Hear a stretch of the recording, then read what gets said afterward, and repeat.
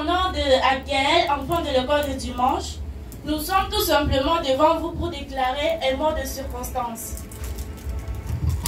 Hommage de Dieu à l'ancien Albert Moujanaï. Cher pasteur Albert Moujanaï Wakunda, tu es pour nous un grand homme. Ton ministère est vraiment authentique. Vous pouvez nous tester parce que nous aimons être effacés. Cela veut dire humble. Mais votre cœur t'a attesté que vous êtes un grand homme. Amen. Car, frère Branham dit, un homme ne peut pas tromper sa conscience. Ton ministère n'est pas stérile, mais plutôt fécond. En voici la preuve. J'aurais juré tabernacle étant dans vos églises sœurs. Nous voici aujourd'hui enfants de l'école du dimanche, un fruit du ministère de votre ministère. Un ministère qui prêche la totalité de la parole de l'heure. En d'autres termes, le message de Wambe.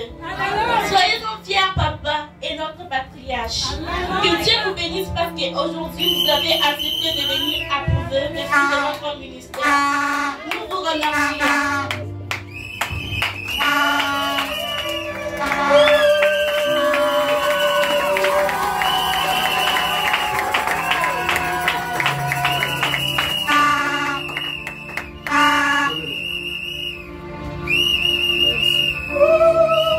Vous voulez applaudir s'il vous plaît? L'école de dimanche. Chers révérends, acceptez cela comme les fruits venant de nos cœurs. Que Dieu vous bénisse. Et des fois, la priorité, ce n'est pas les simples paroles que nous pouvons prononcer. Mais ce qui est prioritaire, c'est la parole de Dieu. Je voulais tout simplement dire en quelques lignes l'histoire de cette église, Jéhovah Jireh Tabernacle. Jéhovah Jireh Tabernacle, c'est une église qui a commencé un certain dimanche, le 8 novembre 2020. C'est une église, bien sûr, qui a commencé dans ma propre maison. Une église qui n'avait qu'un pasteur et des membres, dont le pasteur était en même temps l'interprète et le conducteur des chants. Et les deux membres sont mon épouse, que j'invite à se tenir debout, et ma petite soeur qui se tient juste là à la porte. Ça a été très difficile. On se posait des questions comment la chose allait être. Mais une seule écriture du prophète pouvait nous consoler. Quand Dieu envoie un homme, il l'équipe. C'était très difficile à supporter. Mais le maître des lèvres ne faisait que nous donner du courage. Et aujourd'hui, il y a une marée de gens qui est venue de partout pour venir soutenir cette œuvre. Si il n'y avait pas de dons ici, tout ce monde ne serait pas venu. Alors, en quelques lignes, acceptez que nous puissions vous dire merci. Vous tous qui nous avez soutenus par des conseils, vous tous qui nous avez soutenus par des prières, et vous qui n'avez pas cessé de nous soutenir même avec un petit rien. Nous en sommes vraiment reconnaissants. Et aussi ma gratitude va aussi envers mon ancien, le pasteur Albert Moujanaï. Je crois que si ce ministère n'existait pas, on n'allait pas parler de mon ministère. Voilà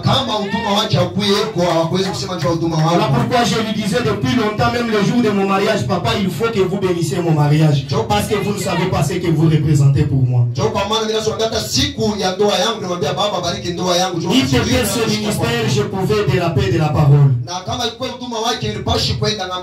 Alors aujourd'hui, tout le monde est rassemblé autour de ces dons. Ce n'est pas parce que nous sommes bons. Ce n'est pas parce que nous sommes meilleurs. Mais l'Éternel nous a juste fait cette grâce. Et nous vous disons tous merci pour votre présence. Papa, nous vous disons merci d'abandonner tout ce que vous faisiez pour venir soutenir votre fils. Et en ce jour que vous acceptez de venir approuver ce ministère, je vous promets d'emboîter les pas que vous m'avez montrés. Je crois que par la grâce du Seigneur, je ne vous décevrai jamais.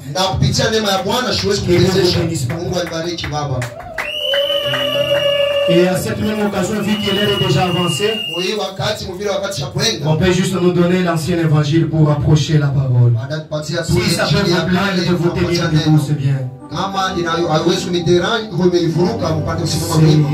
encore l'ancien Saint-Esprit et Satan ne peut l'approcher. C'est pourquoi le peuple les craint. Il est si bon. Oh, donnez-moi, donnez-moi. Je veux l'ancien. Oui, donnez-moi l'ancien évangile. Il est si bon pour moi. Il met ta fin à tes mensonges. Il te sauvera de la mort. Il fera s'enfuir les démons. Il est si bon. Donnez-moi, donnez-moi. Oh, Albert, donnez-moi là. Oh, je veux, je veux.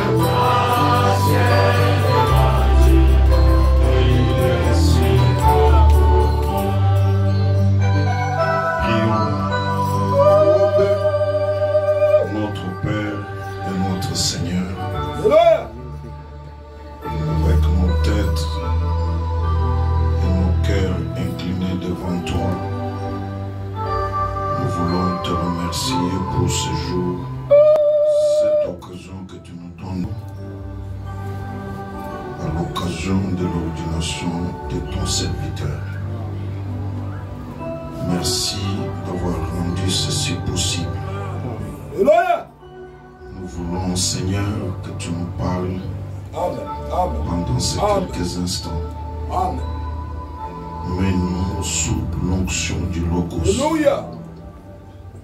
Et parle-nous par la divinité suprême, celle du Seigneur Jésus. Nous nous attendons à toi au nom de Jésus. Amen. Alors nous lisons Deutéronome 32, verset 11. Pareil à l'aigle qui éveille sa couvée, voltige sur ses petits, déploie ses ailes, les prend, les porte sur ses plumes. Amen. Vous pouvez vous asseoir.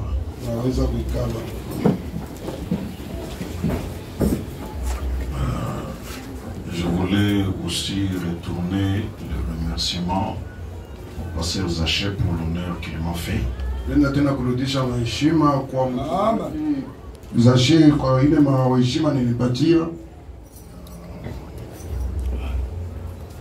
Pour l'approche et l'honneur qu'il me fait de prendre des services à cette occasion.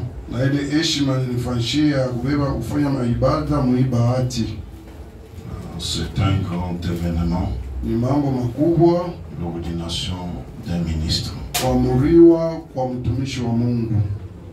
Merci de m'avoir honoré.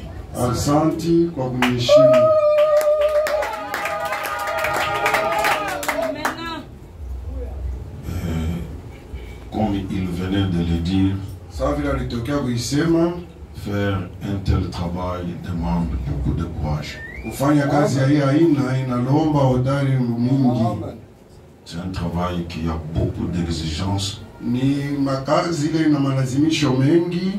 Et il est en train de les vivre. Na yeye yuko na iishi. Nous promettons notre soutien par des prières. Na sisi tunalaka usaidizi wetu kupitia maombi. Les gens voient ça à distance. Je crois que le pasteur c'est ça. Watu wanaonea hii ndo ambari tunazania mchungaji ni vile. C'est beaucoup de sacrifices. Lakini kujitoa kwa mingi. Alors on a commencé ces réunions vendredi. Sasa tulianza makusanyiko mkazitano. Aujourd'hui c'est le dernier jour. Leo ni siku ya mwisho. Nous allons juste parler un peu. Tutasema kitu kidogo et passer à la cérémonie. Na kupita kumandamano. Il y a un petit sujet que je suis en train de développer. Kuna kichwa maneno kidogo kile na nuru yake mnasemezea autour du thème que le pasteur a fixé pour ces réunions. Kando ya ile kichwa maneno mchungaji alileta juu ya makusanyiko. Il avait voulu qu'on parle sur Dieu ne peut pas être une légende. Alipenda tuseme akuyulu ya Mungu wa Yesu kuya tu hadisi njoo. Dieu est une réalité. Kusema Mungu ni mambo ya kweli. Et autour de cette grande pensée-là, j'ai pris juste un petit aspect. Kando ile wazo kubwa nilibeba tu ngambo moja hivi kidogo pour essayer de montrer que Dieu n'est pas le problème c'est l'homme. Je akuonesha kama mambo haina Mungu, mambo ni mtu. Madame, mon écriture de base, andiko yangu ya msingi, il montre que il y a deux raisons fondamentales qui font que l'Église ne connaît pas de progrès. Nasema kuna masababu mbili ya msingi leo nafanya kama kanisa ipate maendeleo. On ne voit pas beaucoup de progrès dans l'Église. On voit la faiblesse de l'Église. Atuone maendeleo mengi mkanisa, tunaona udhaifu wa kanisa. Et les deux raisons fondamentales qu'il a évoquées à cette occasion. Na ile sababu mbili ya msingi ile ndugu Rama alileta kuibati. La première, ya kwanza, c'est qu'il n'y a pas assez de ravissement de l'âme. Kusema hakuna kuchukuliwa kwa nafsi kwa kuenea. Pour amener la personne à entrer en contact avec son créateur. Juu ya kufikisha mtu apate kuingia mkupatana na muumbaji wake. Vous avez vu par exemple la manière que vous veniez de chanter. Unaona kwa mfano namna ile mnatokea kuimba. C'était vivant. Ilikuwa ya kuleta nguvu ya uzima. Ça montrait que c'était le cœur qui s'exprimait. Ilianza kuonyesha kama ilikuwa ni moyo ndio iko nasema. Il y a moyen de le faire par des lèvres. Na kuna namna ya kuifanya tena kupitia tu midomo. Et quand c'est par des lèvres, on ne contacte pas Dieu. Na kama ni kupitia tu midomo, hautapatana na Mungu. Donc il faut l'élévation de l'âme. Inabidi kupandishwa kwa nafsi. Pour que la personne entre en contact avec son créateur. Ili mtu apate kuingia mkupatana na muumbaji wake. Et la deuxième raison, na sababu ya pili fondamentale, ya msingi, c'est que la personne qui trouve Dieu ni kusema ule mtu anapata Mungu ne réalise pas qui Dieu est. Asifike mkutambua ya kama Mungu ni nani après l'avoir trouvé. Kisha yeye kumupata Mungu. C'est sur cette deuxième raison que je ne fais que faire de bruit. Ni yule ya sababu ya pili ndio kule nafanya kwa kelele. Donc la personne qui trouve Dieu ne réalise pas qui Dieu est. Ndio kusema mtu ule anapata Mungu, asifike mkipimo ya kujua Mungu ni nani. Vous voyez par exemple, Unaona kwa mfano, le Seigneur Jésus, il va au puits rencontrer la Samaritaine. Bwana Yesu anaenda kukisima kukutana na ule mwanamke Msamaria. Et il lui demande, donne-moi de l'eau. Anamwambia ule mwanamke, unipatie maji. Alors la femme, quand elle regarde Jésus, Ule mwanamke wakati anamuona Yesu, elle voit un juif. anaona Myahudi. Elle lui dit, Anamwambia, toi tu es un juif. wewe uko Myahudi. Moi je suis une Samaritaine. Mimi niko Msamaria. Et les deux, il n'y a pas de relation. Na wao wawili hawakalake na uhusiano. Comment peux-tu me demander de l'eau? Je, wewe unaweza kuniomba maji? Parce que ce qu'elle a vu en approchant Jésus, c'était un juif. Juu ile ule mwanamke aliona wakati alimkaribia Yesu, ilikuwa tu ni Myahudi. Elle ne réalisait pas qui était devant elle. Asikujue ni nani ule alikuwa mbele yake.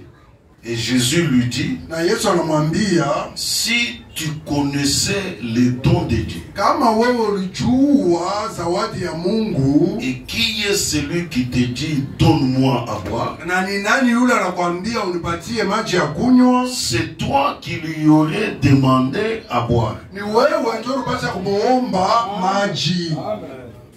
Ce n'est pas moi qui devrais normalement te demander. Kwa sawa iko mimi ndio unapaswa kukuomba maji. C'est toi qui devrais me Ni demander. wewe ndio unapaswa kuniomba C'est parce maji. que tu ne connais pas les dons de Dieu et qui est celui qui te demande à boire. Nijua ujue zawadi ya Mungu na ni nani yule anakulomba maji. Et en faisant cela, Na kwa kufanya ile, cela captivait l'esprit de la femme. Elle commençait à devenir attentive.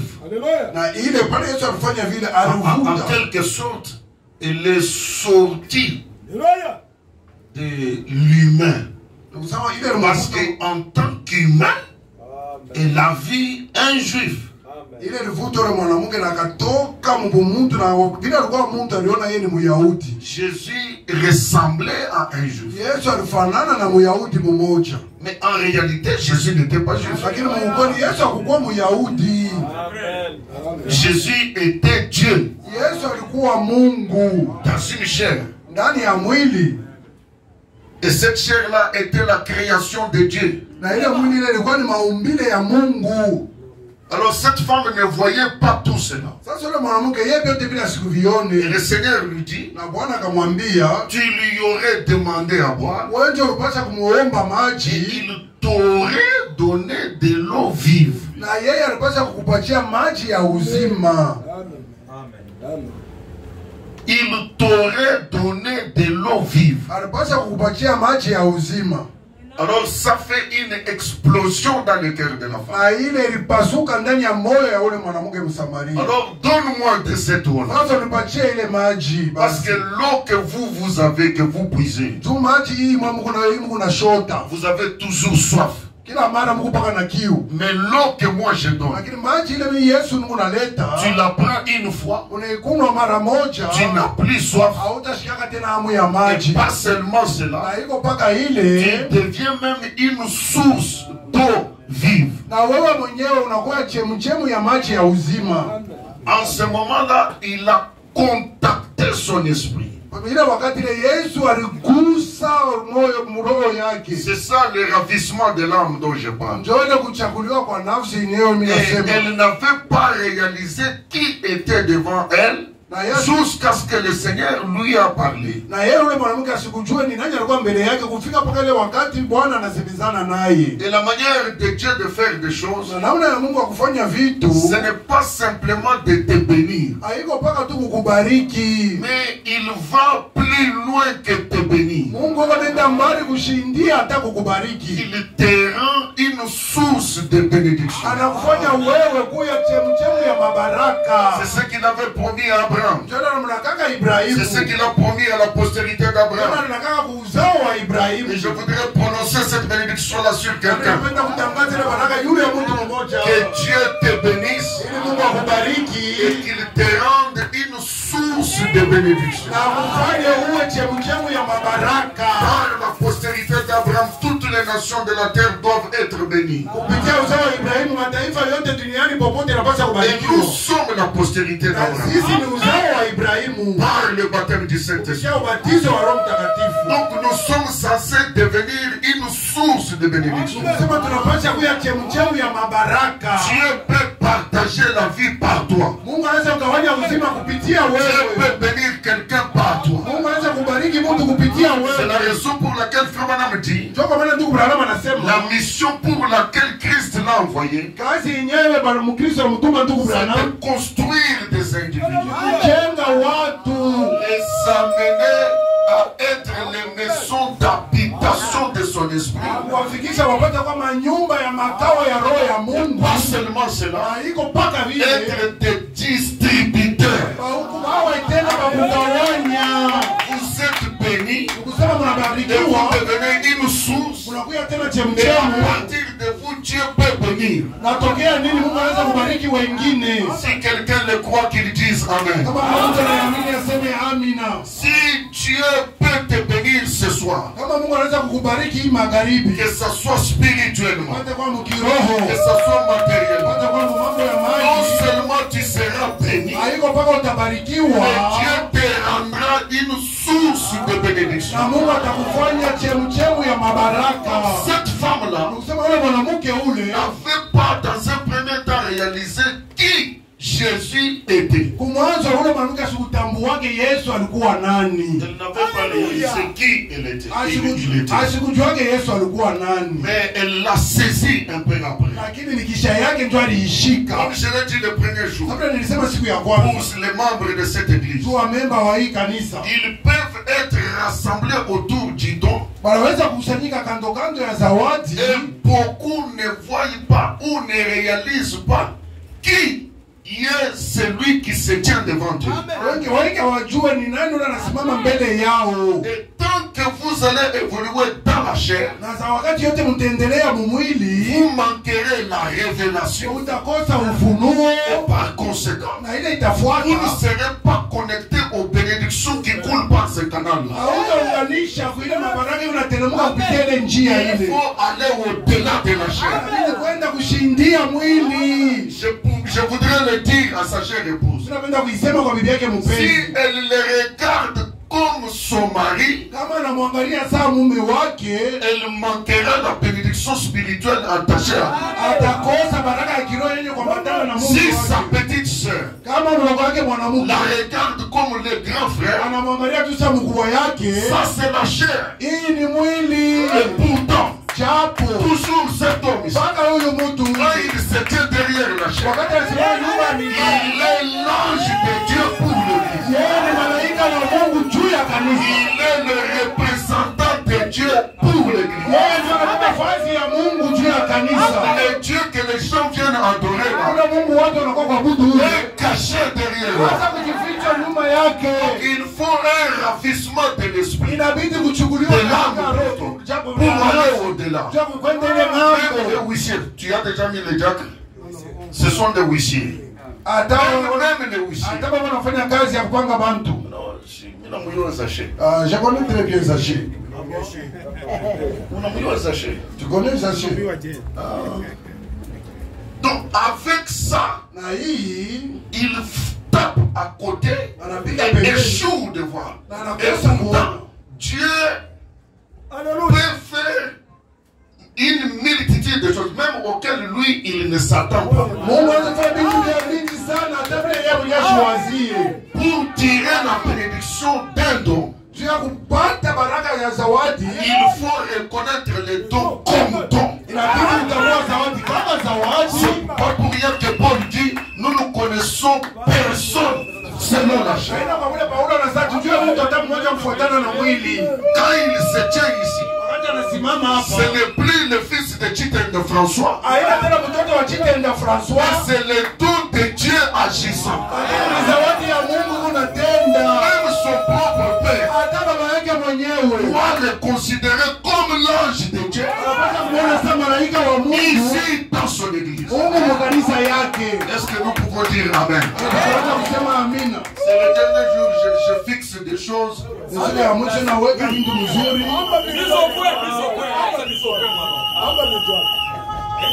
Parce que les gens manquent de bénédiction par manque du ravissement de l'âme, juste à cause de la chair.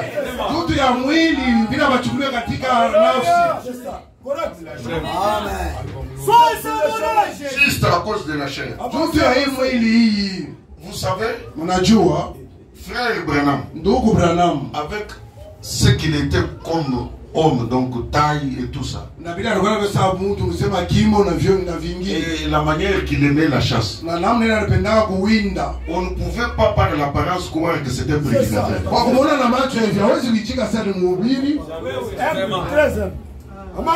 Non, pas seulement qu'il était humble, mais les juger par l'apparence. Vous échouez de reconnaître ce qu'il est.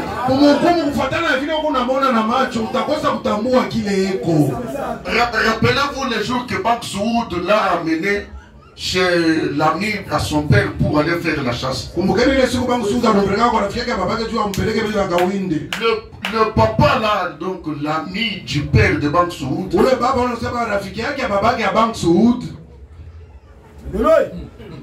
il regarde, il dit Oud, c'est qui que tu amènes ici?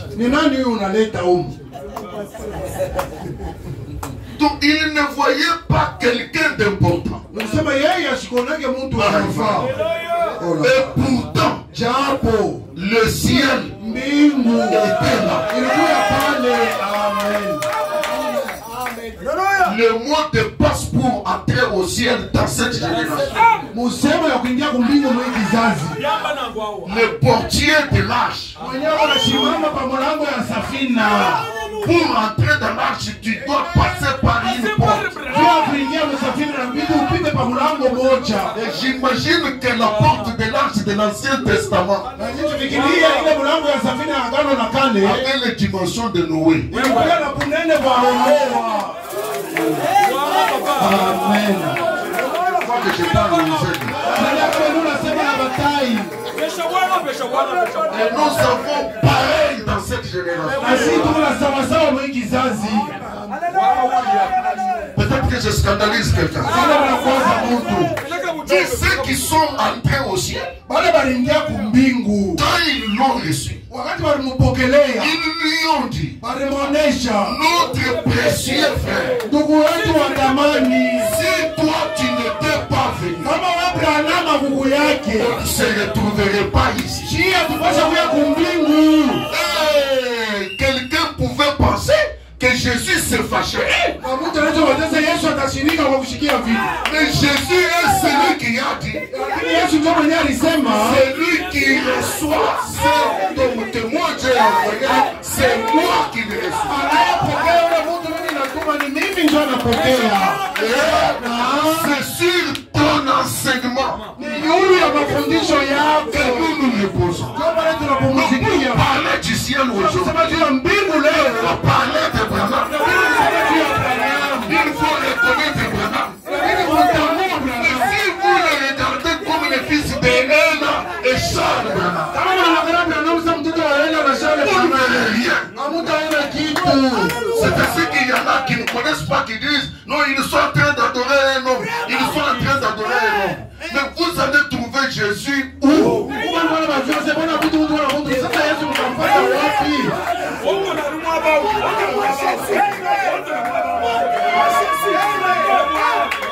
Même si Jésus venait, vous allez le reconnaître comment?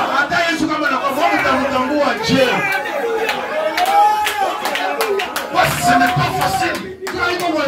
Ses propres disciples ne l'ont pas reconnu 3 jours. Nous sommes des années et des années après ça. Il faudrait qu'il y ait un disciple. Un homme gentil. Messieurs, nous voudrions voir Jésus. Jésus est où?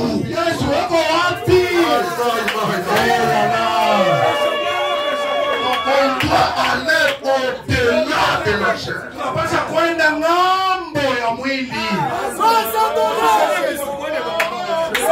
Quand mon père m'a engendré, il ne me voyait pas pasteur. Mon père avait beaucoup de projets sur moi. Il avait dépensé comme tout parent. Mais j'ai un autre père qui lui m'a envoyé sur la terre dans cette vie. Alors, qui voyez-vous? Sacha, fils de François, ou un don de Dieu?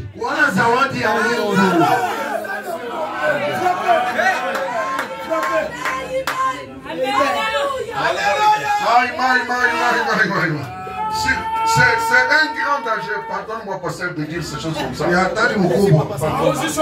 C'est un très grand danger, surtout pour ses amis.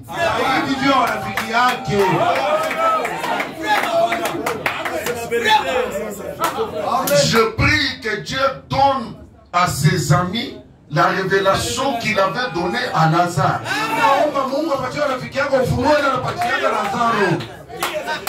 Lazare était ami de Jésus. Ils avaient un temps pour jouer. Peut-être qu'ils dormaient dans une même pièce. Ils dormaient ensemble. Et la tunique même que portait Jésus venait de la maison de Lazare. Mais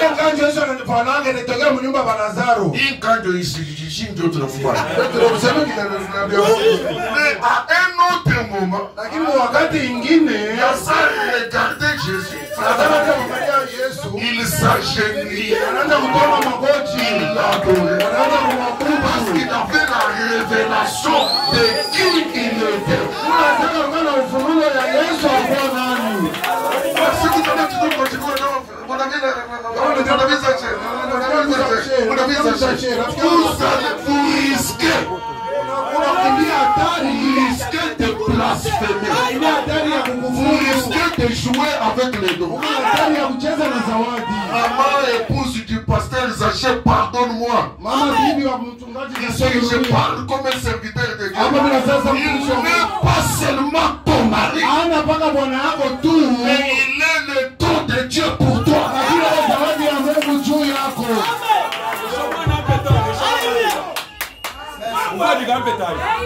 Regardez. Jésus vient largement en retard. On a déjà enterré Lazare.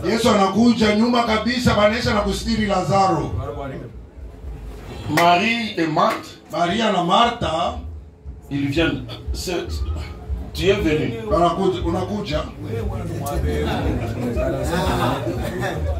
Mais tu viens en retard. Pourquoi ils lui ont dit qu'il est venu en retard? C'est parce qu'elle n'avait pas la révélation de qui était Jésus.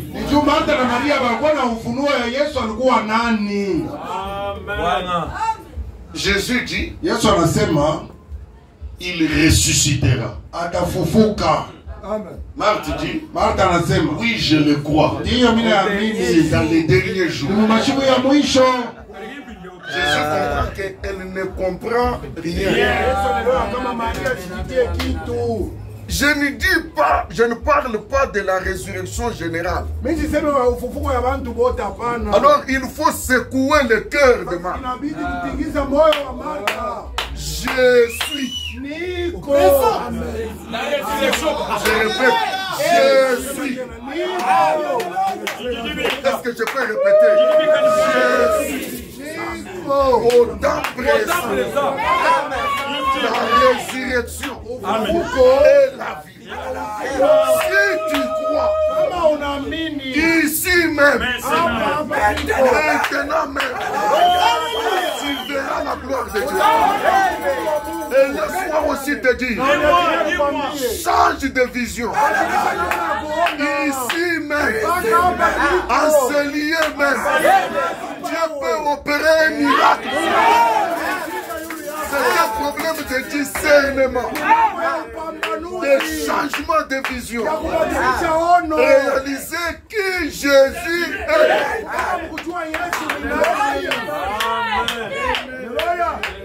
Amen, amen, amen. C'est la seule chose qui manque à l'église. Transcender la chair. Et voir les choses comme Dieu. Parce que les trésors de Dieu sont toujours cachés dans des vases de terre.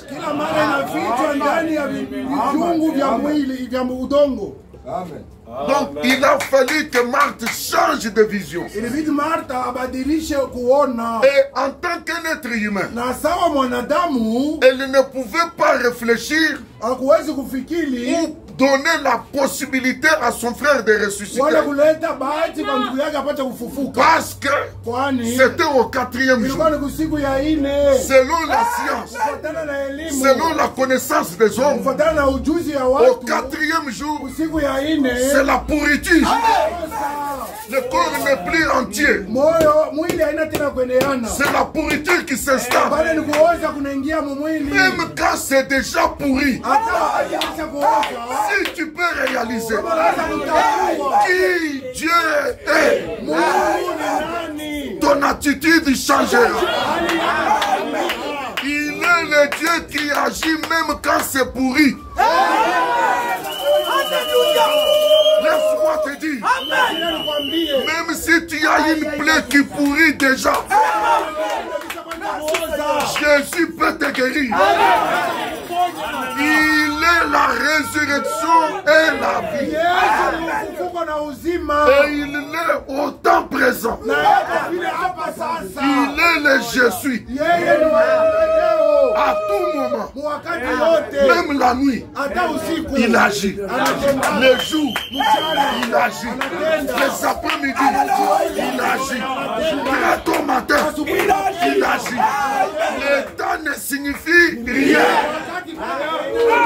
Les atmosphères ne signifient rien. Si quelqu'un le croit, reçoit une bénédiction. Je suis la résurrection.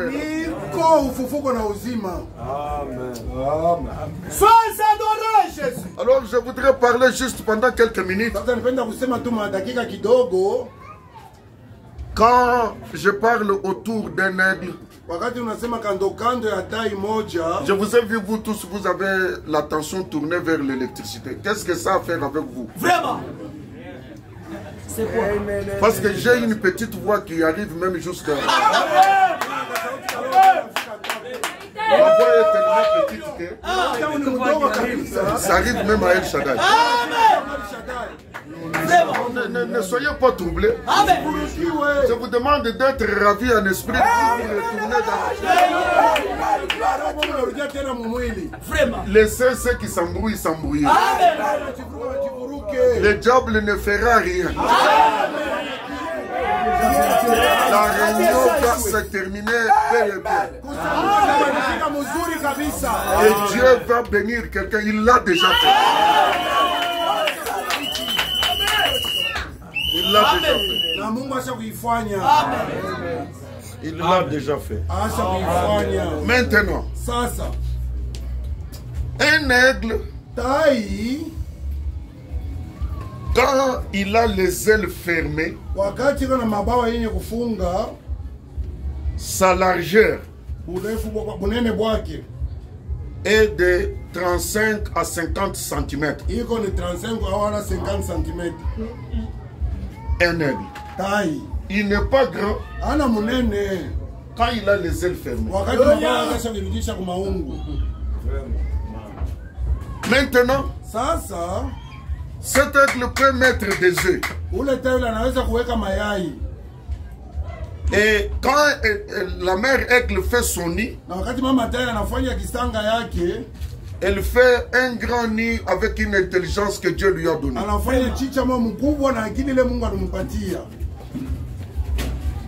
Pour constituer son nid, je vais... Vous connaissez le croyant du message.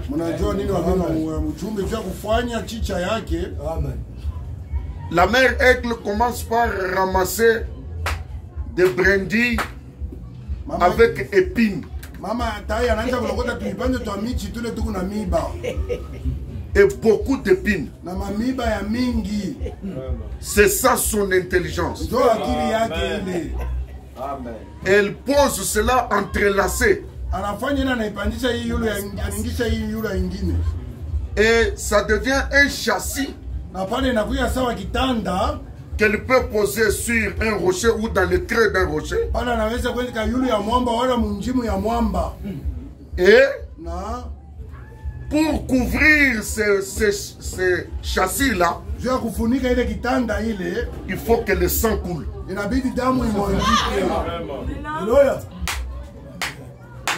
J'aime la nature. J'aime Dieu. Un mouton va mourir. Cet aigle va battre les ailes. Elle va attraper un mouton. Elle va le tuer. Elle va prendre la peau. Elle mettra sur ses châssis. Je ne sais pas combien de lapins. Ils vont mourir. Il faudrait qu'il y ait un sacrifice. C'est sur un sacrifice que les aiglons naissent.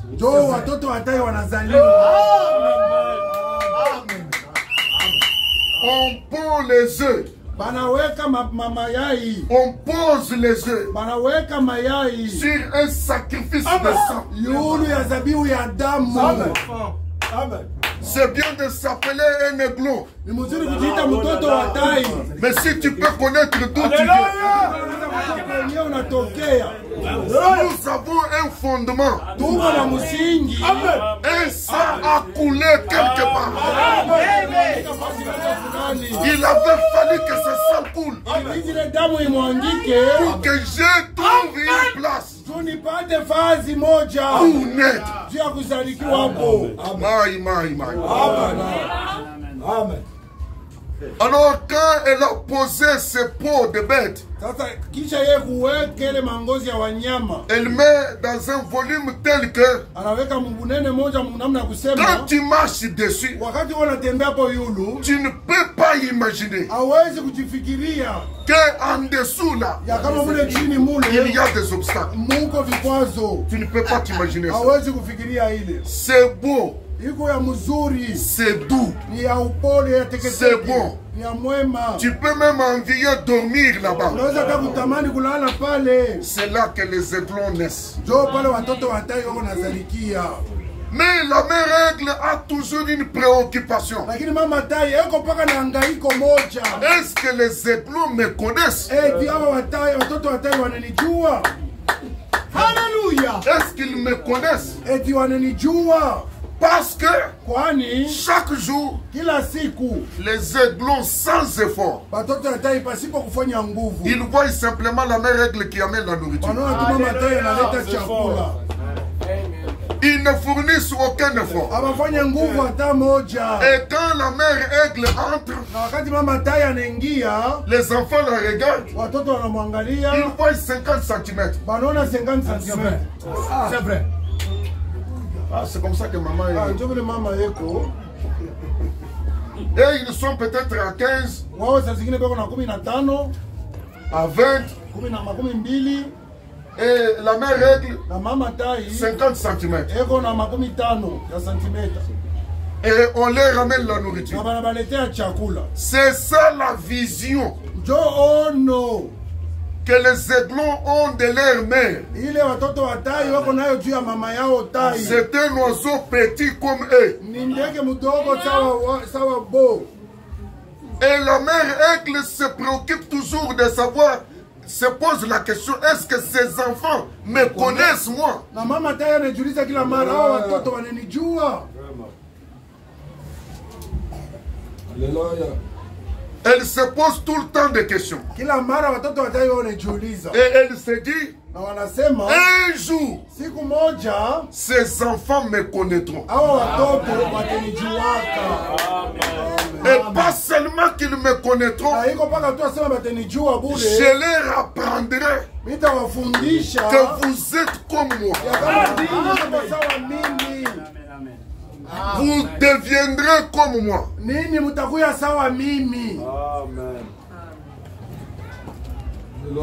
Alors maintenant, faites attention à quelque chose que je vais dire ici. Et nous savons, nous tous, que la mère aigle, c'est Jéhovah. Alors maintenant, quand le temps arrive où la mère aigle veut se dévoiler pour montrer sa grandeur à ce petit aiglon, il y a tout un mystère qui se passe. Parce que à la vérité, la mère aigle n'a pas 50 cm de largeur. Quand elle ouvre les ailes, elle peut aller jusqu'à 5 mètres. Même 4 mètres. Même plus de 5 mètres. Et quand elle ouvre les ailes, elle est plus grande que le nid. Elle est plus grande que l'église locale. Elle est plus large. Laisse-moi te dire, pasteur, Jésus est plus large que Jéhovah Jireh d'abord. Alors maintenant, qu'est-ce qu'elle fait? Branham dit, le même bec qui était allé chasser les moutons,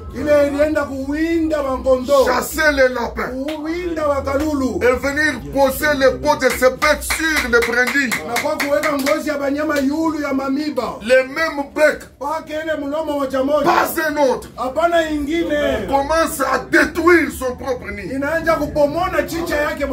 commence à enlever ses peaux. C'est lui-même ou c'est elle-même qui les avait posés. C'est elle-même qui les enlève.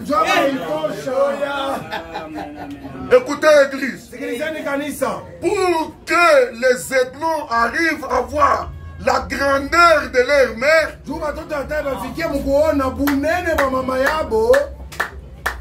les lits faciles doit être détruit. Qui détruit ce nid? Qui détruit ces facilités? C'est le patron lui-même. Qui détruit ce pot de bain? C'est celui qui les avait posés. Ce n'est pas un problème d'un sorcier. Ce n'est pas le problème d'un magicien.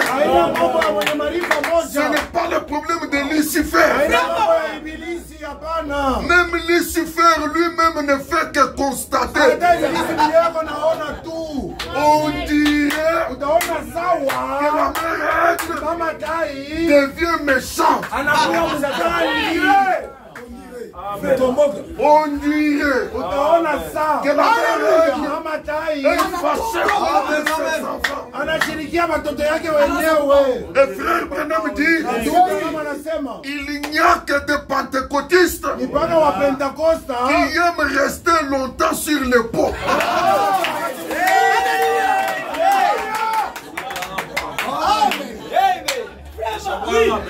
Ils aiment beaucoup de facilité.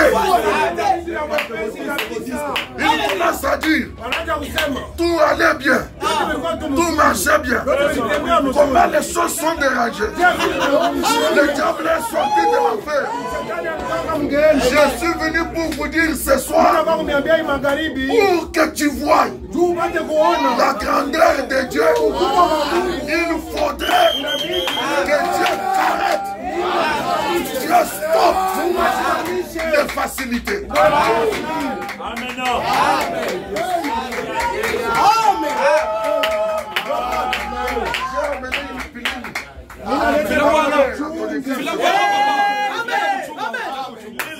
Si quelqu'un aime toujours la facilité, c'est un pentecôtiste. Il aime Dieu quand ça marche.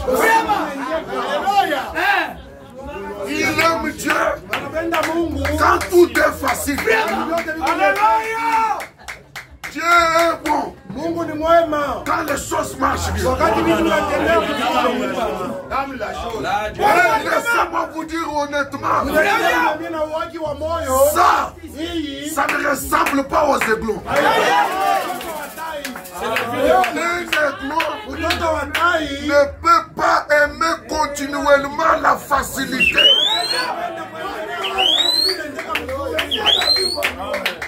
La même règle pour mettre les petits, elle arrange les choses facilement. C'est son intelligence. C'est ainsi que dans nos campagnes d'évangélisation, Dieu peut faire tomber une guérison. Il peut amener une solution à un problème. Et les gens disent Alléluia, Alléluia, Alléluia. C'est très bon. Réel. Oui, laisse-moi te dire, ce n'est qu'une naissance. Il faut grandir. Amène tes douleurs.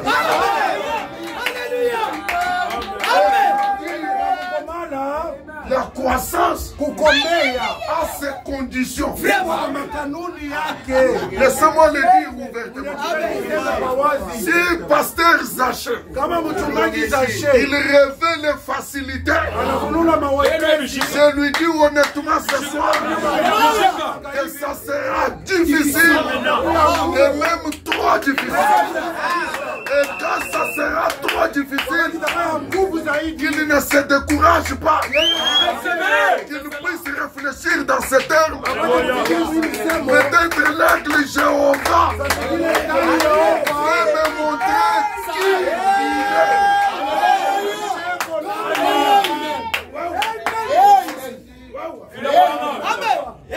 Pour qu'il te montre qui il est. C'est difficile. Il doit ôter la facilité. Sinon, tu le verras toujours un juif.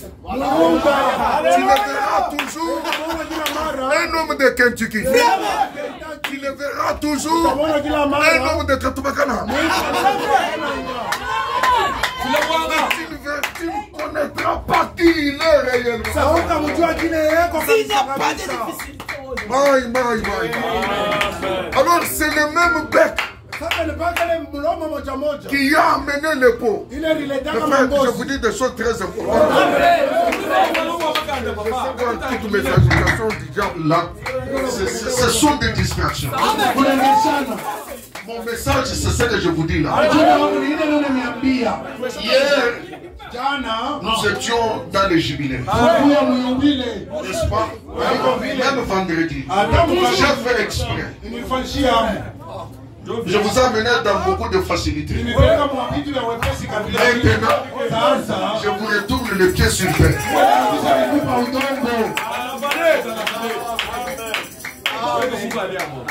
Les mêmes becs qui a amené le pot de brebis, le pot de lapin.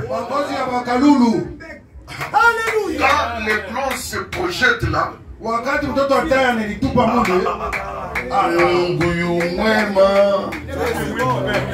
Mungu yu mwema, Mungu yu mwema kwangu.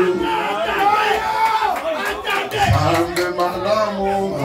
Quand tu chantes là, la règle se pose la question. Est-ce qu'il nous connaît qui je suis?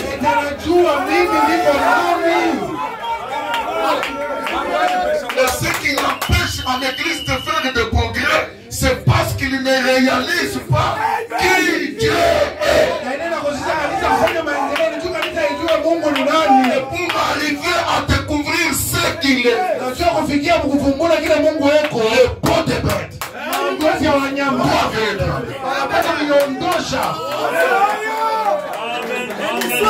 Ça doit. Je répète, ça doit. Si ça n'arrive pas, tu es un petit faucon.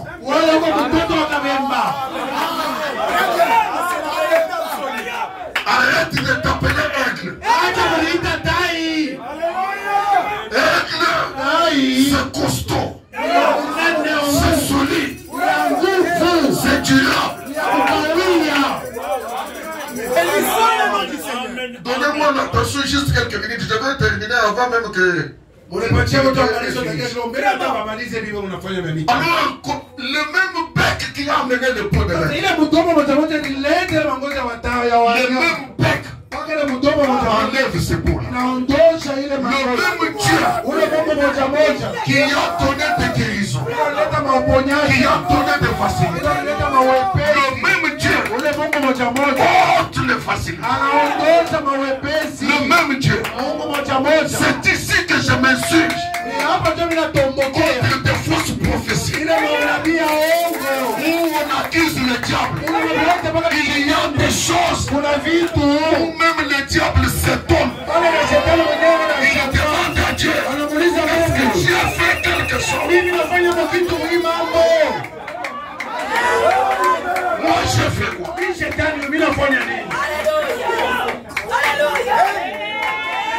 N'est-ce pas toi Dieu qui m'a posé la question de savoir si j'ai vu Job?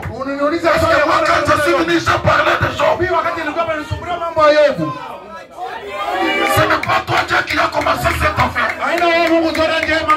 Ce n'est pas toi Dieu qui m'a dit, voici tout ce qui est à Job va détruire, touche, sauf. Qui m'a donné les instructions? N'est-ce pas toi?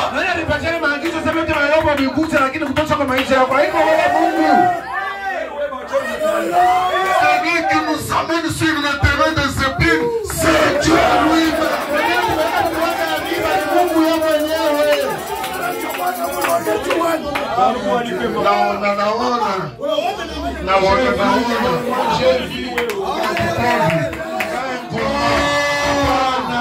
Dieu veut que je découvre qui il est.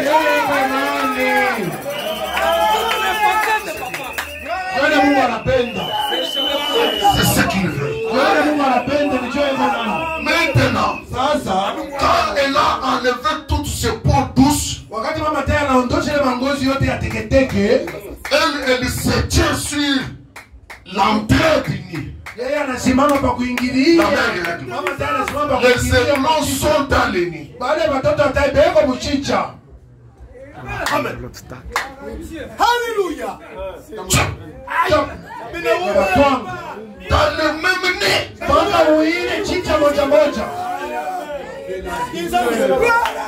Anaweka mkono na mtwanga.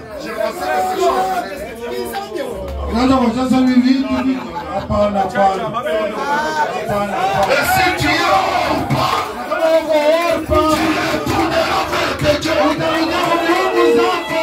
et si tu es rude, le langage changera. Où tu iras, où tu logeras, j'ai logé.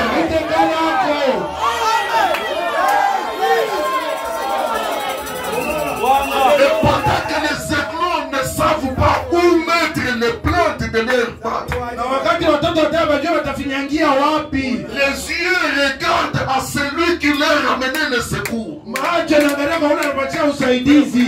Quand ils regardent à celui qui leur a amené le secours, wakati wanaangalia kwa yule analetea usaidizi, c'est dans ce moment-là que la mère aigle voltige. Mama tai anarukaruka. Anapima kuluka hapa, anaruka pale, anaruka. Et qu'est-ce qu'elle fait? Anafanya nini? Elle déploie les ailes.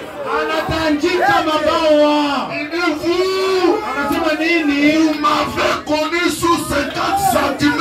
Unaona mu 50 cm. Regardez l'univers. Et j'ai amené à l'existence. Laisse-toi, ou c'est quelqu'un d'autre. Elle dit, c'est toujours moi, dans ma vérité.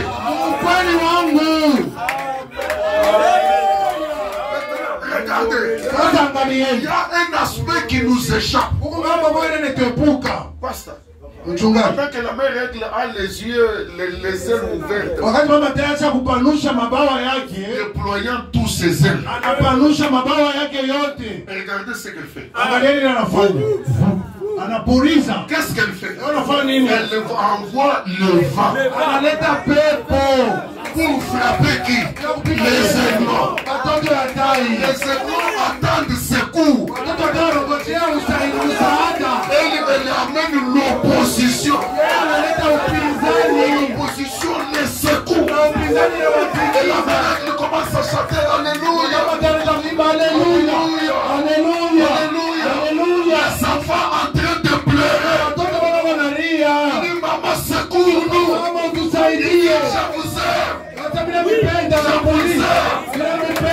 vous aime. Les têtes dessinées. Les entreprises tombent. Les difficultés se multiplient. Ça devient un Dieu silencieux.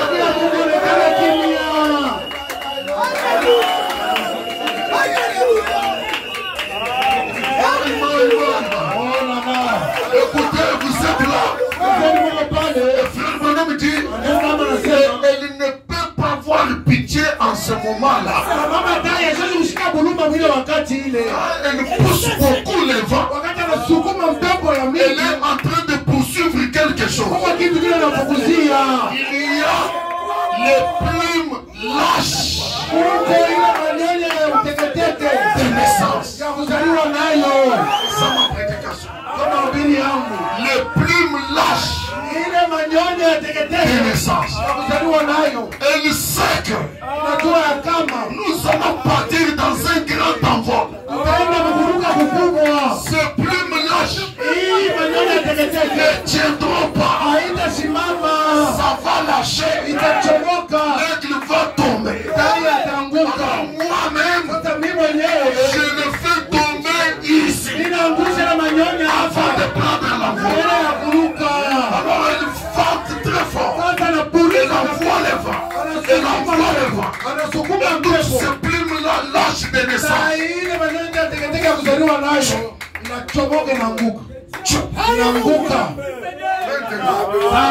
Je demande à l'interprète de la parole.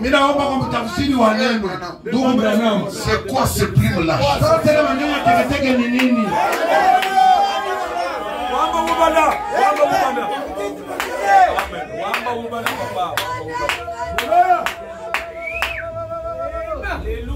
Je m'en vais à tout le monde. Les plumes lâches. Je n'en vais à tout le monde. Plume lâche. Plume lâche. Je m'en vais à tout le monde.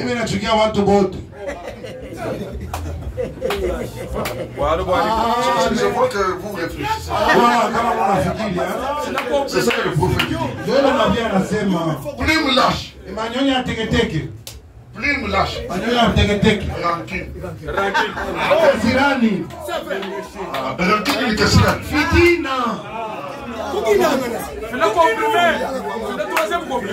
Ce sont des plumes de naissance liées à notre première naissance.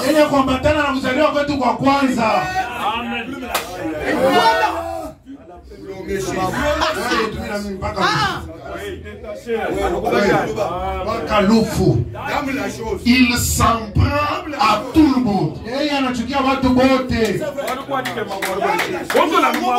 vas mal regarder. Tu sauras.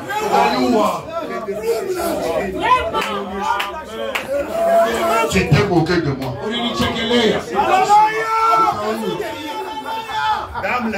Pour quelle raison? Plus nous te descends. Il n'y a pas une école où on va apprendre ça. On est comme ça.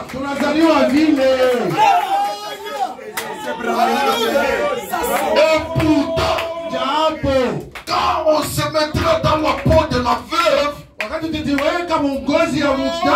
mari a laissé des dettes, lorsque Élisée viendra, il me dira, tu vas chez les voisins, prends tes vases,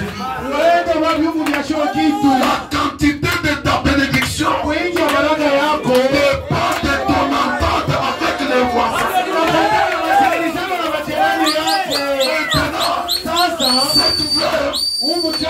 Elle va chez tel voisin.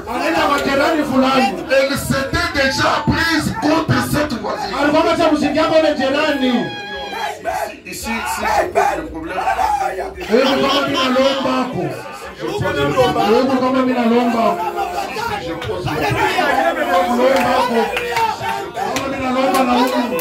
Et finalement, elle n'a qu'une petite quantité d'huile. Elle ne peut pas payer la dette.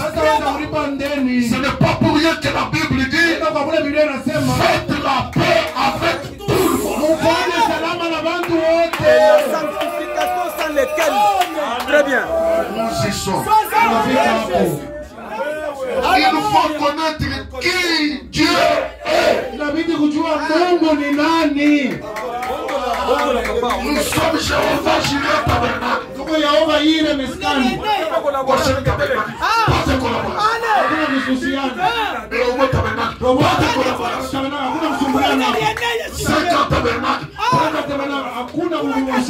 Nous travaillons à guichet fermé. Nous travaillons.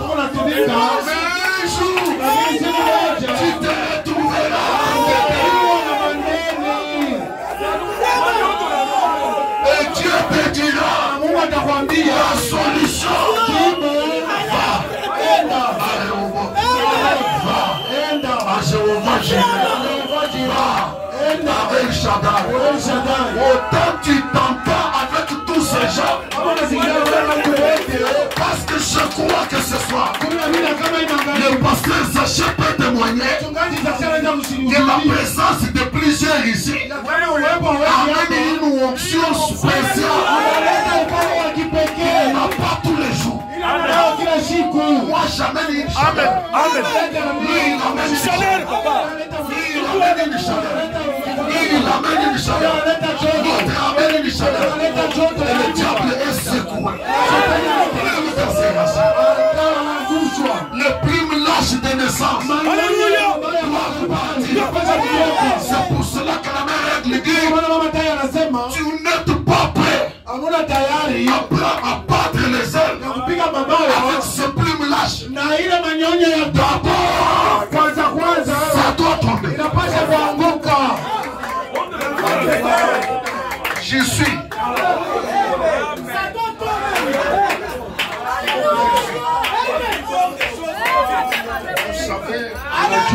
la manière que j'ai souffert, comme le pasteur nous témoignait là, la manière que j'ai souffert dans cette vie. Personne ne m'a soutenu.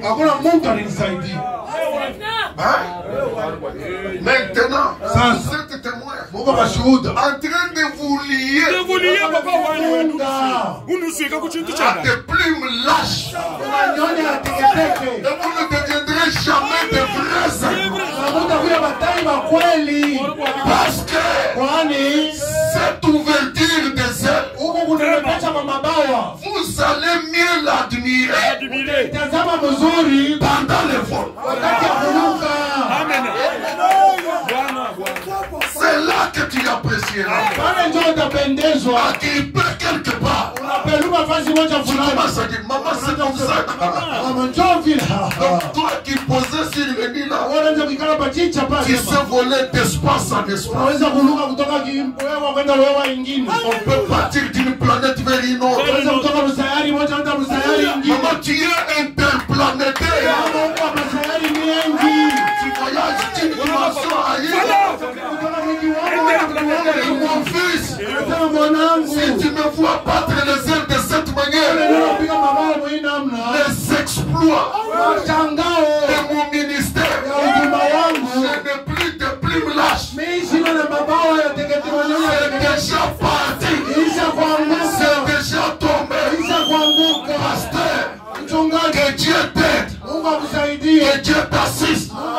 Évite les terrains de conflit avec les voisins.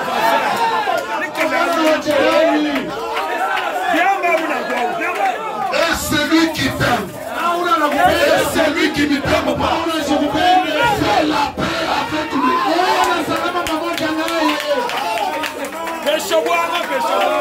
Ça paye. Ça paye. Ça paye.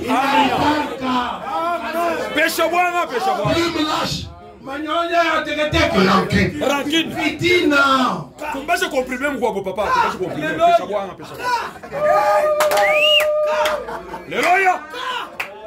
Je vais au hasard. Je manque d'arriver chez moi. C'est le temps d'adoration, il y a la pluie. Je ne sais pas arriver chez moi, je dis bon, je vais entrer même chez Zaché. Dès que j'entre chez Zaché, la prédication change. Vous voyez, les gens de grande taille n'ont pas de ministère. Un ministre avec un ventre, ça n'existe pas. J'ai mal fait de vouloir communier. À ce moment-là, je n'ai pas de ministère. Donc c'est un homme d'affaires raté. Tout ça, c'est caché dans les cœurs. Si tu veux voir ma grandeur, que ce plume tombe.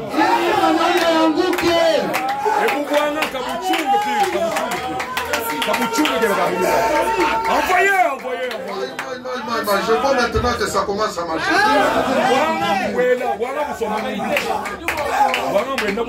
Ici, quand j'avais cette tête ici, la solution était simplement dans les voisins ici. Je ne savais pas. Parce que Élisée lui a dit, prends des vases. On ne lui a pas dit combien. C'était illimité. Autant de vases, autant d'huile. Tu payes la dette, tu restes avec un reste. Tu fais une bonne réserve. Tu deviens riche gratuitement. Ça, ce sont les bienfaits de l'univers.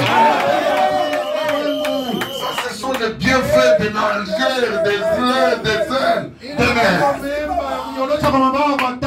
Frère Branham dit, un chrétien se comporterait comme Samson. Quand il était enfermé par le portail de Gaza,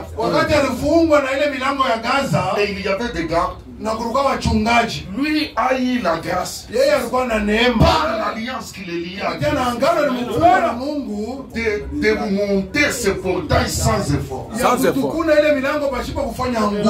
quand il a démonté ce portail, au lieu d'écraser les policiers qui étaient là,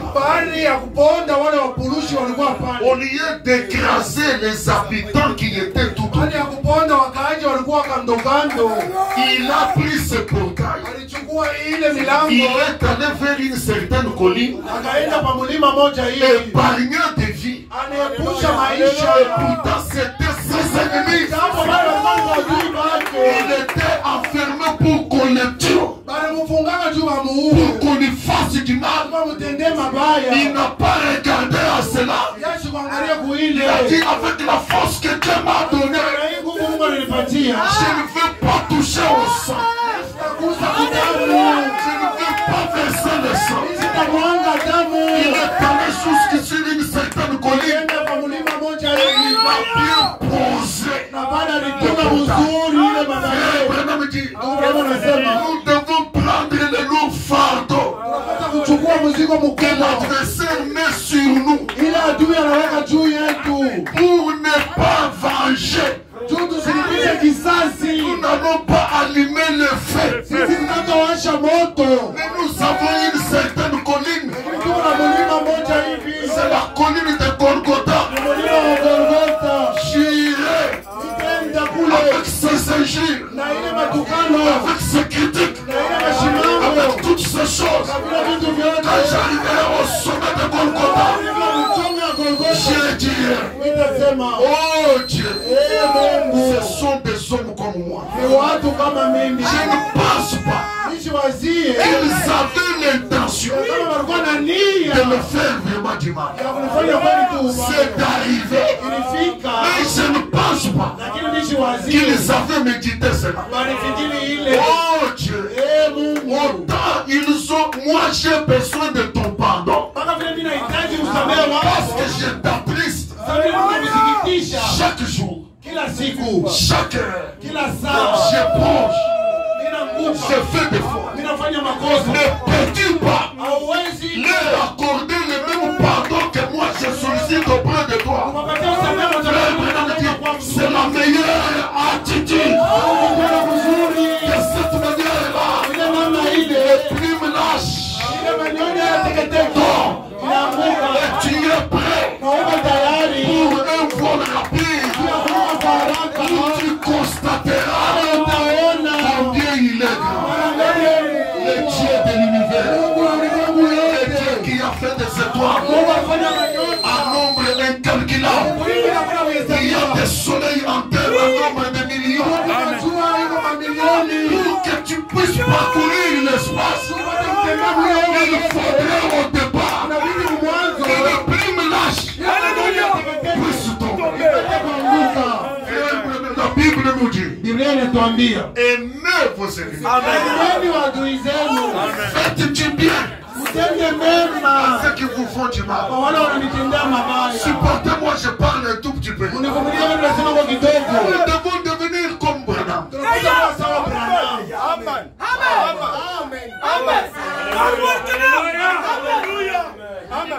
Anasema vous admirez ma vie. nini munashangaisha na maisha yangu. Ce qui fait de ma vie mystique, ile nafanya maisha yangu kuwa ya siri, c'est l'amour. C'est l'amour.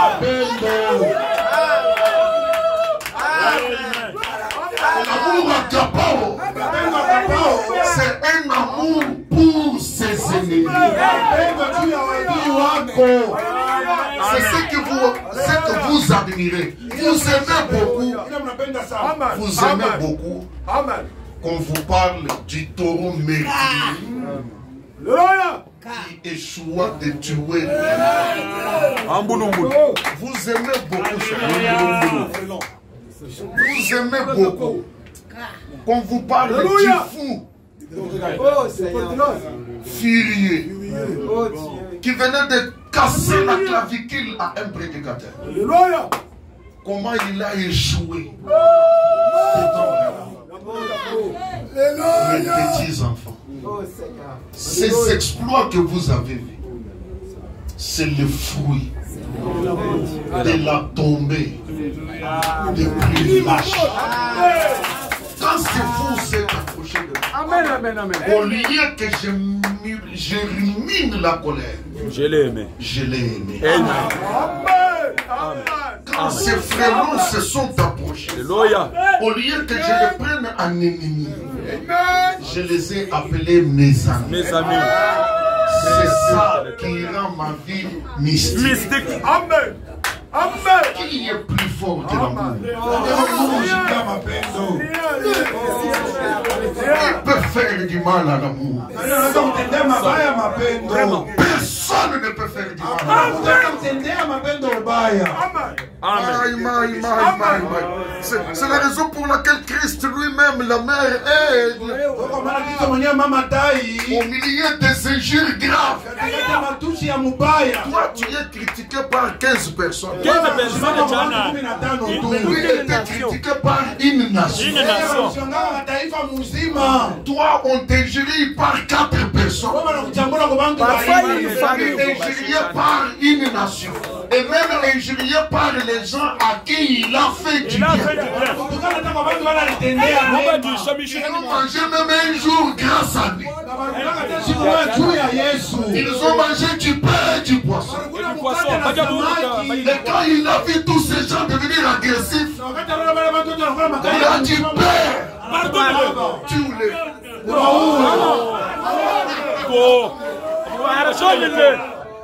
Il était lui-même dépouillé de plumes lâches.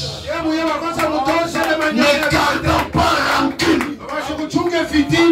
Que Dieu nous aide dans cette communion que nous avons. Toutes les plumes lâches, ces mauvaises habitudes, le sourire de frère par la face, les critiquer, nous puissions comprendre que ce sont des plumes lâches. Il n'y a pas moyen d'admirer le Dieu du cosmos. Il n'y a pas moyen d'admirer la grandeur de l'éternel. Pourquoi les gens ne réalisent pas qui Dieu est? C'est parce qu'ils ne connaissent pas le chemin.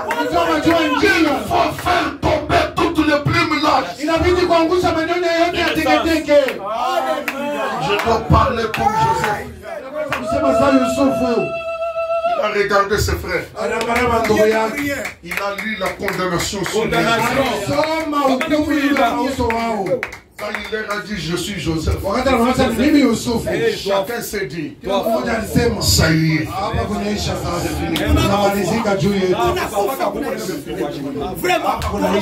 Et pourtant Joseph n'avait plus de plumes lâches. Il leur a dit, ne vous inquiétez pas. D'ailleurs, ce n'est pas vous qui m'avez vendu. Ce n'est pas vous. Et pourtant c'était. Mais Joseph sans plume lâche. Ce n'est pas vous. C'est Jéhovah. Alléluia.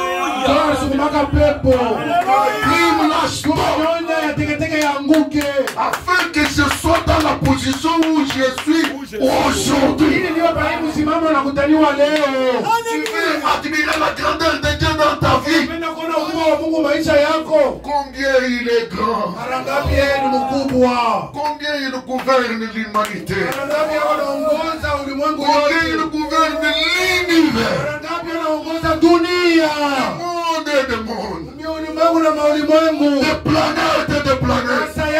Si tu veux voyager et devenir un interplanétaire, fais tomber le plume lâche. Tu iras d'exploit en exploit, de victoire en victoire. C'est un cycle éternel, sans fin. Et la loi de la continuité incarne le grand Jéhovah. Agira dans toute ta vie. Ne vous ne chutez pas ceci. Si je vous ai fait du mal, pardonnez-moi. Et le Saint-Esprit à moi m'a dit, c'est ça le chemin.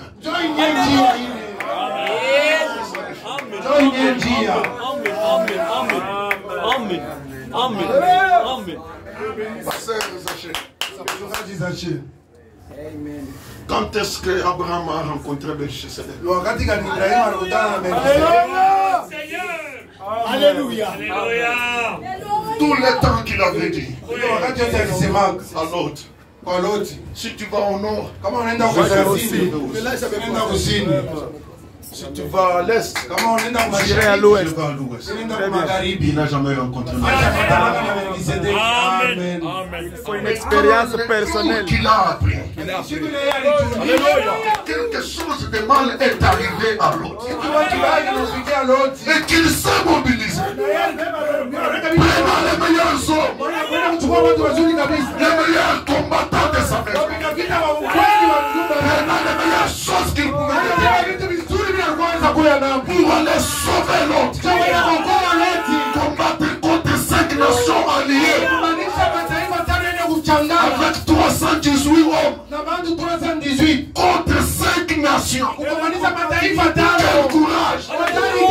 Exposant sa vie, mettant sa vie en danger, mettant la vie de sa serviteur en danger, parce qu'ils étaient plus nombreux. Quand Melchisedec a vu ce courage, il a quitté son trône. Il a dit s'il y a un homme que je peux rencontrer, il peut découvrir le gouverneur de l'univers.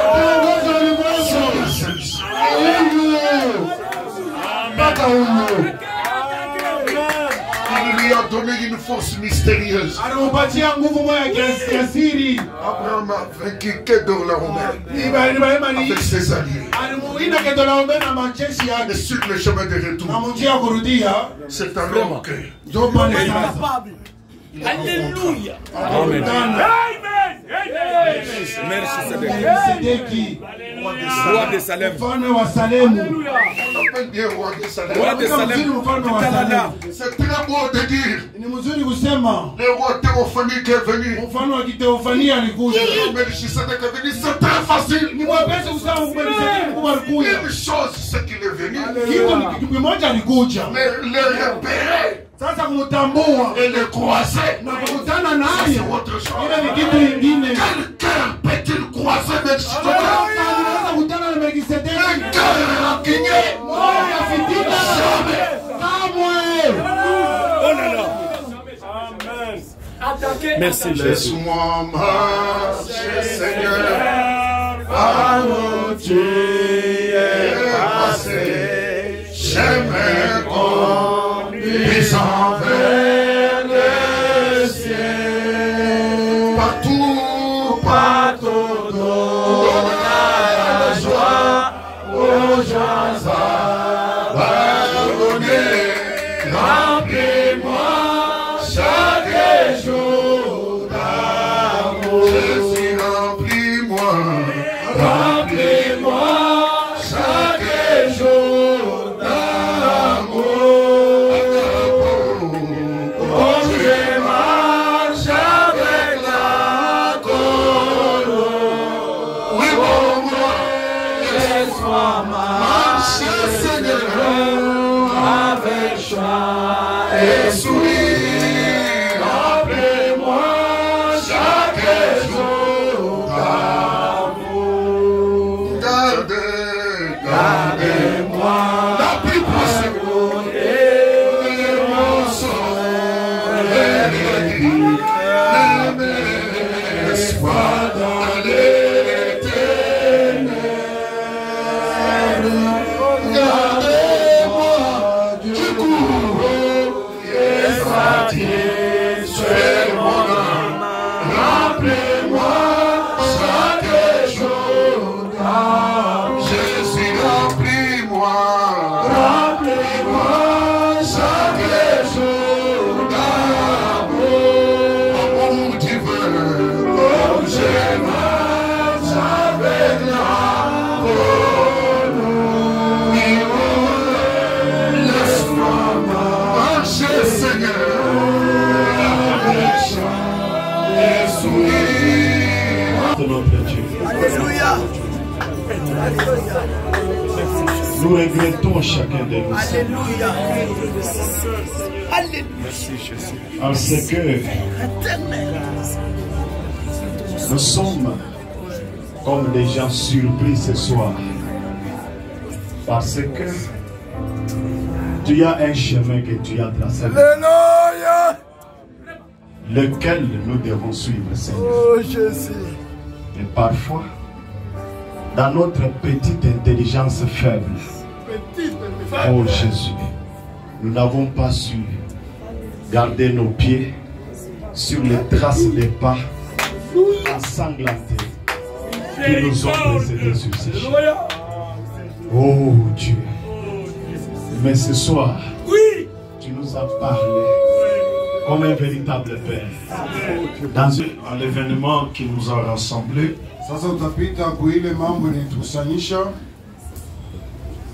juste quelques minutes, je vais vous libérer.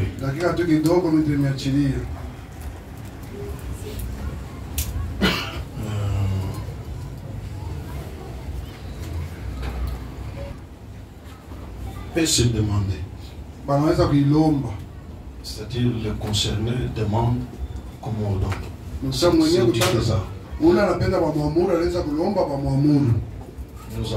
des écritures sur cela.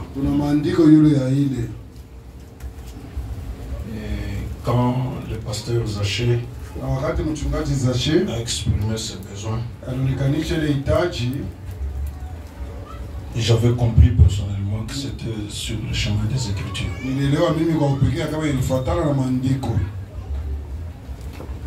Et pourquoi ne pas les lui accorder?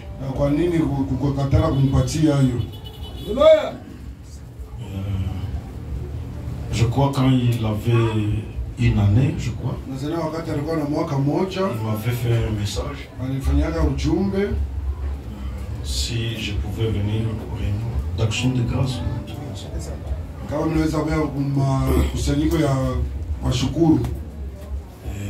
Les dates qu'il me donnait avec mon programme,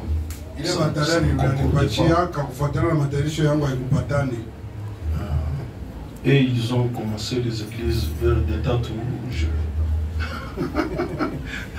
je suis généralement absent.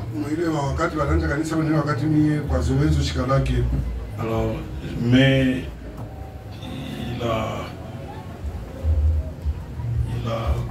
il a choisi le bon moment. Peut-être qu'il doutait. Mais Dieu nous aide, nous tous, à faire tomber les plumes lâches. L'Église doit grandir.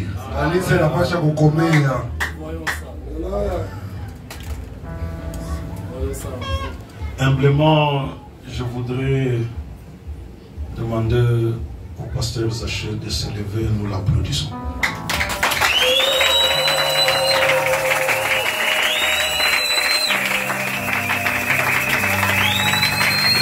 On peut l'applaudir bien fort.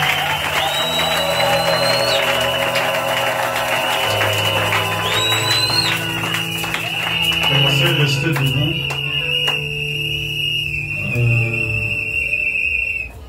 J'ai une question à poser aux membres de Jéhovah Jireh Tabernacle. Nina swali ya kuuliza wa memba wa Jéhovah Jireh Tabernacle.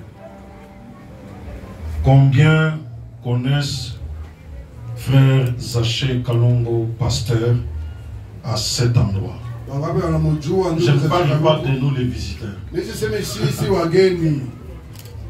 J'empêche quelqu'un? Non. Oui, je vois. Nous les avons délogés. Merci beaucoup.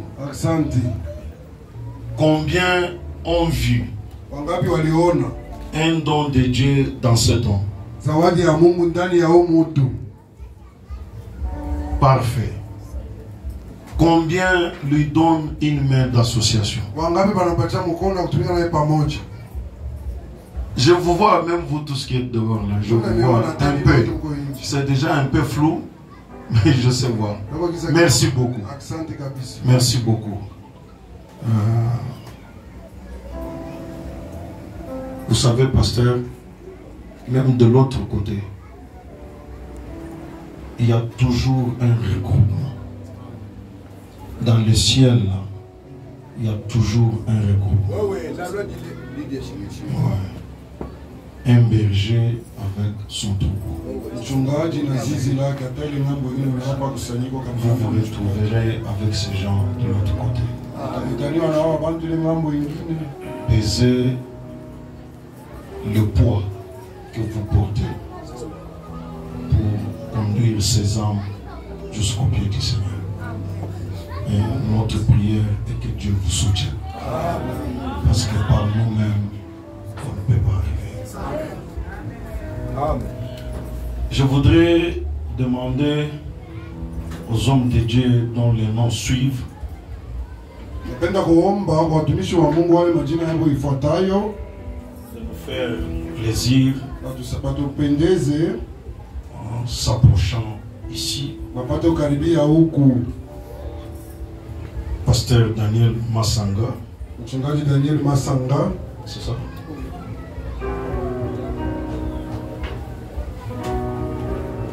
Merci, pasteur. Tenez-vous à côté du pasteur. Pasteur Henri. Henri Mwamba.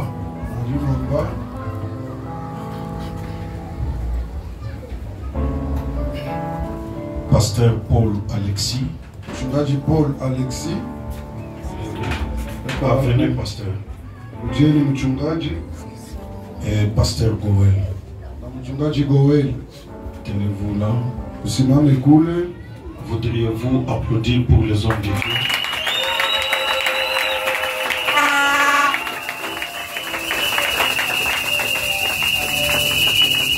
Je pouvais leur demander que chacun dise son nom. Je l'ai dit à leur place juste pour gagner le temps. Ce sont les hommes de Dieu qui vont agir à notre place pour donner la main d'association au pasteur Zaché.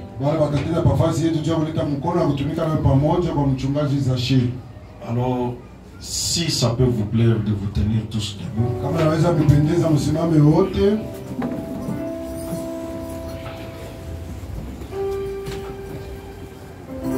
J'aime qu'on chante ce qu'on chantait tout à l'heure, seulement tellement cela m'a pris. Bientôt fini la course, la fin de mon voyage. J'habiterai au ciel chez moi. Et moi que je chante, moi béni sur ma route vers Marie. Remplis-moi chaque jour. Mon roi, remplis-moi chaque jour d'amour. Agapao, quand je marche avec la colombe,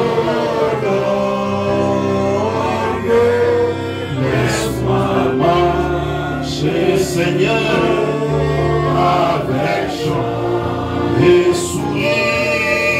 Remplis-moi chaque jour d'amour. Maintenant, nous tous nous avons prié pendant que les hommes de Dieu prieront pour notre pasteur. Est-ce que c'est possible? Allez-y, pasteur. Il a une Bible électronique. Ah, ok, c'est bon. Nous allons prêter notre Bible.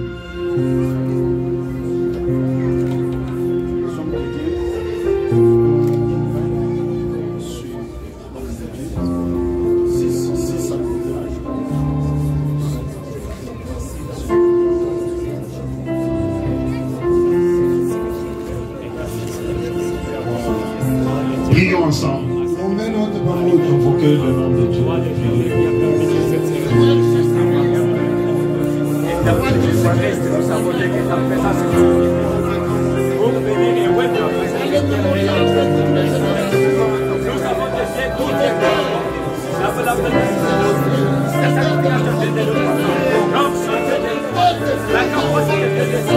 La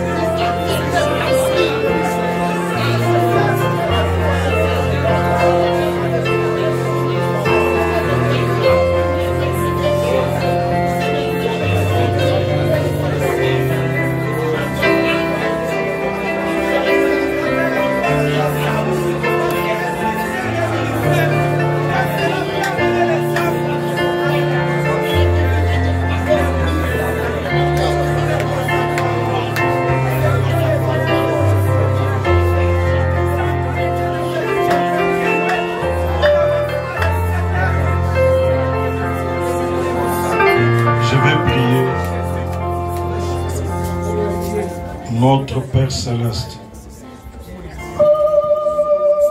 en tant que tes anciens,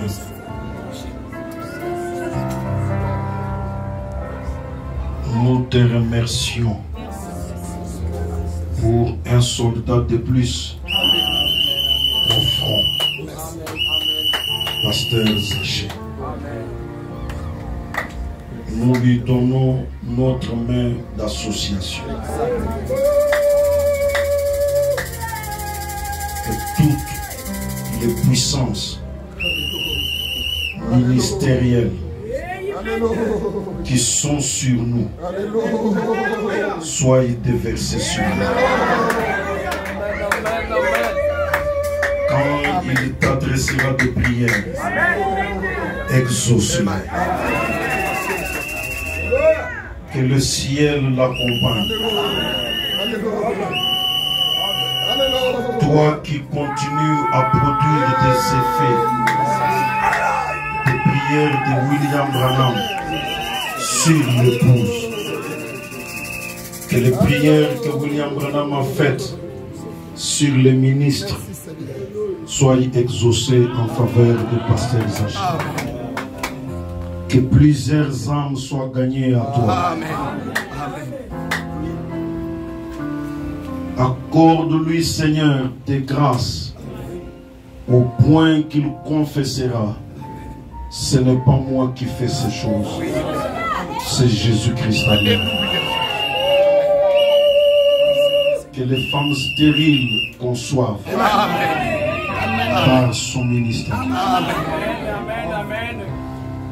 Que les hommes sans semences aient des semences par ses prières. Pendant qu'il sera en train d'annoncer l'oracle de l'Éternel, Que plusieurs soient baptisés du Saint-Esprit. Que la puissance de ta résurrection accompagne son ministère dès maintenant jusqu'à ce que nous irons dans la gloire. Pour la gloire du Père, nous les consacrons à toi au nom du Seigneur Jésus-Christ. Amen. Merci.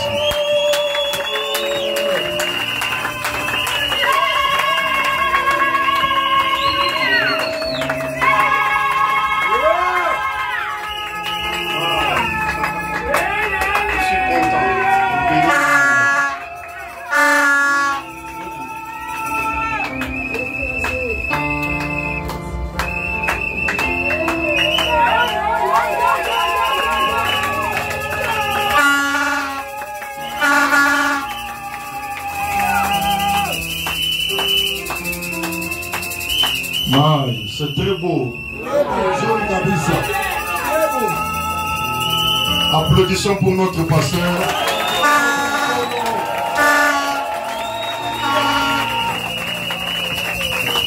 Nous sommes des dieux. Merci. Vous restez debout. J'ai besoin de vous.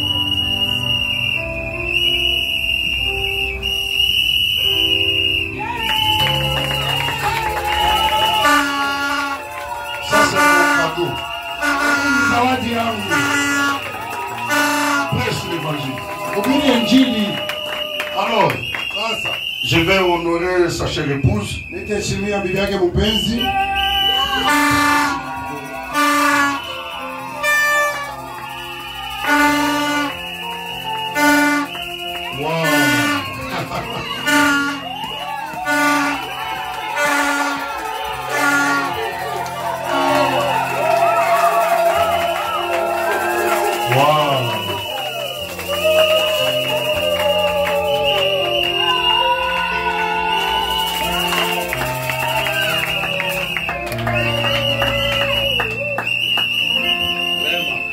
Elle sourit très bien.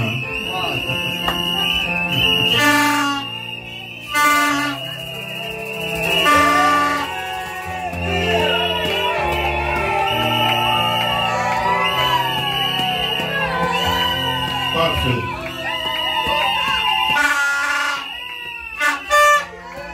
Wow. Parfait.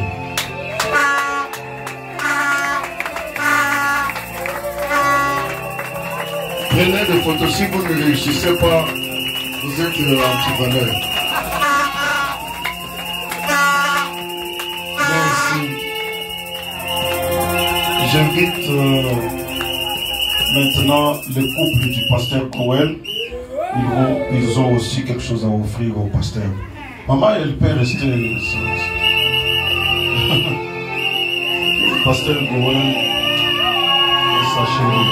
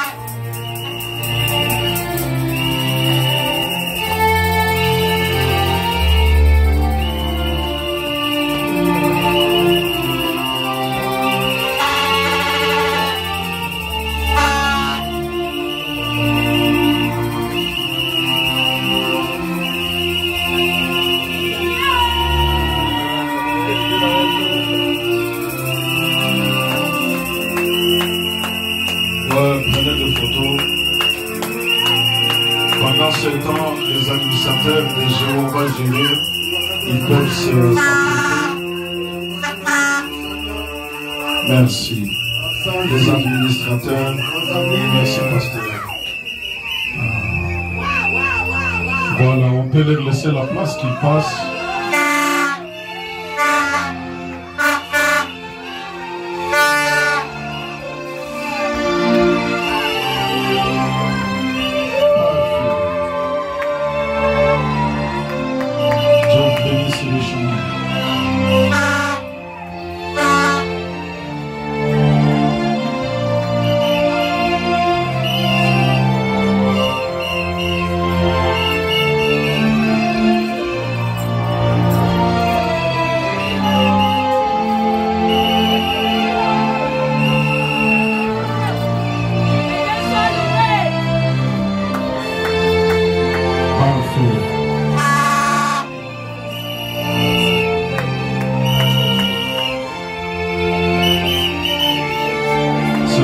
famille.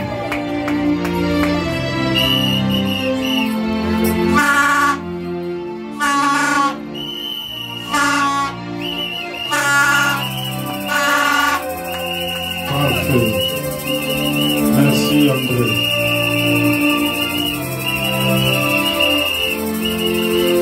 C'est la famille, c'est pourquoi vous voyez, ils s'embrassent. Ne soyez pas scandalisés. Ça, c'est papa lui-même.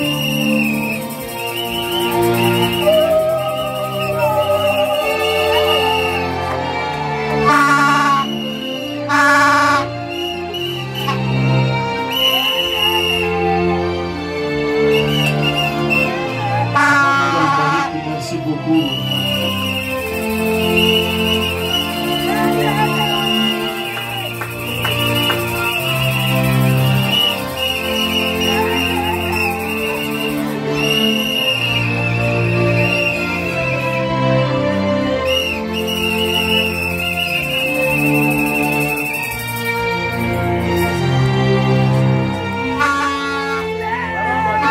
Merci beaucoup, merci.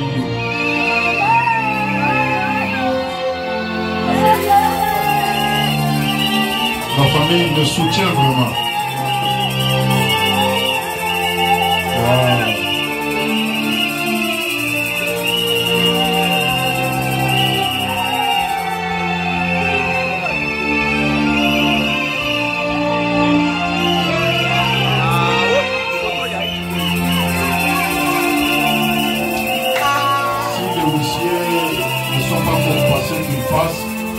Nous terminons avec les autres.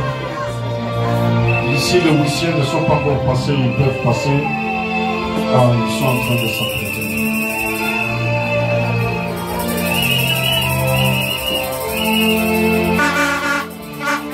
Ça, c'est grand-mère.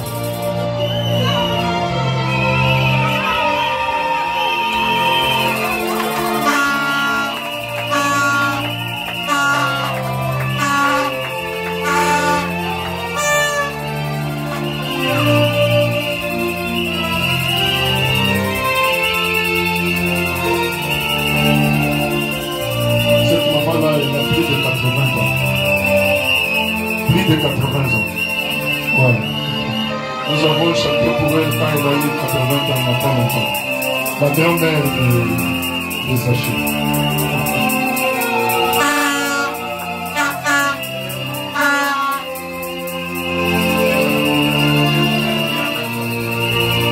Les autres, ceux qui ont prévu un cadeau passé, s'il vous plaît, c'est le moment. Venez, ma soeur. Exprimez votre joie.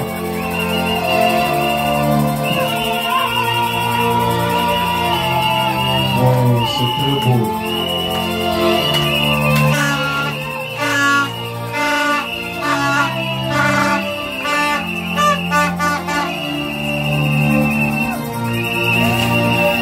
Oh, ça c'est la perfection.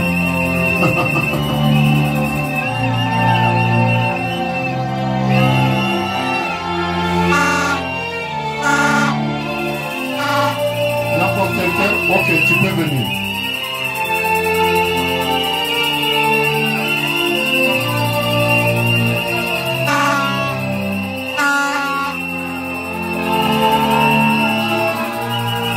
Parfait.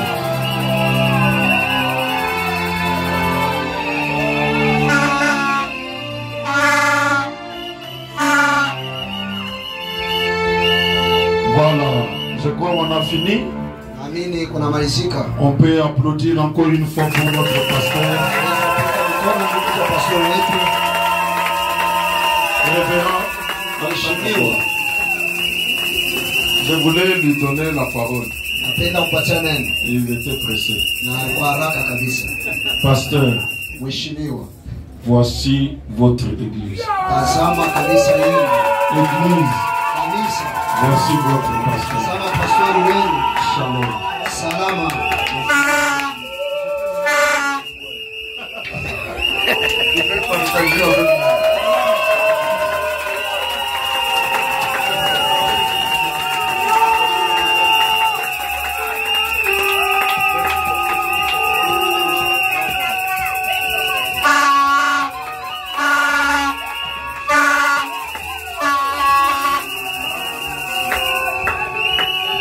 Acclamons très fort le Seigneur Jésus.